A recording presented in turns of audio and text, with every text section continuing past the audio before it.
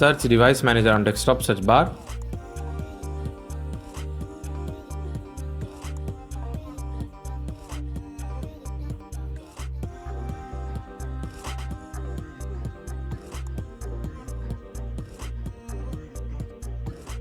Click and expand display adapters.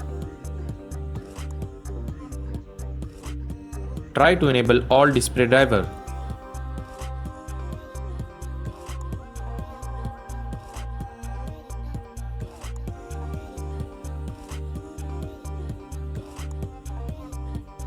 If it does not work, try to update your driver.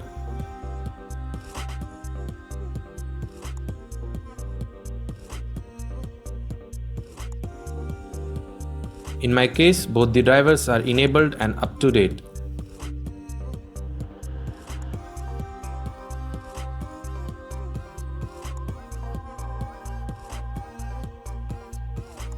That's it. Thanks for watching.